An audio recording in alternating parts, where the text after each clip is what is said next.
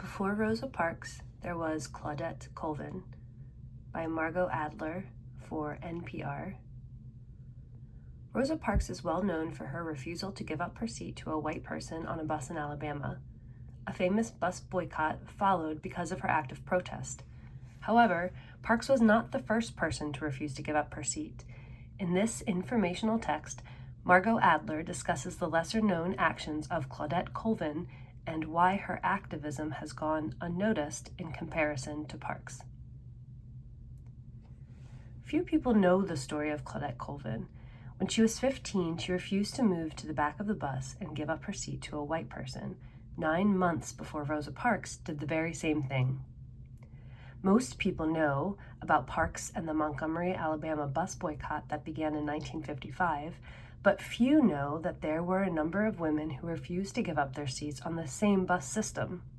Most of the women were quietly fined, and no one heard much more. Colvin was the first to really challenge the law. Now a 69-year-old retiree, Colvin lives in the Bronx. She remembers taking the bus home from high school on March 2nd, 1955, as clear as if it were yesterday.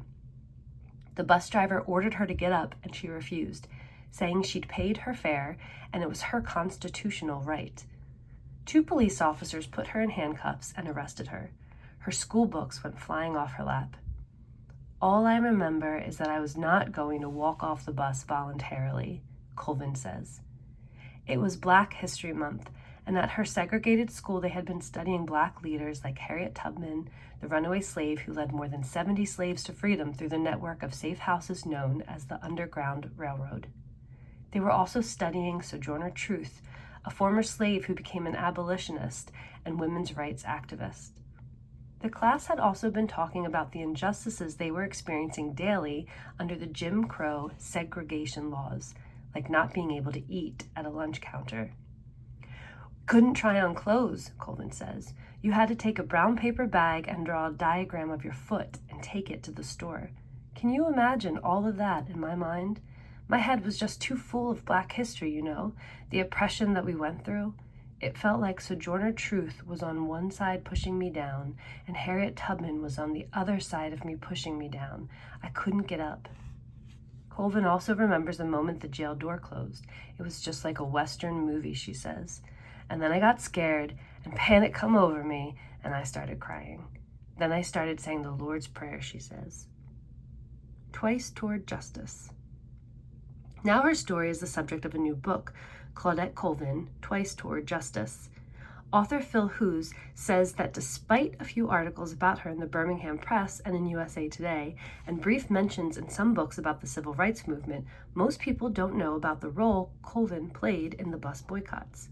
Hughes couldn't get over that there was this teenager 9 months before Rosa Parks in the same city, in the same bus system, with very tough consequences, hauled off the bus, handcuffed, jailed, and nobody really knew about it.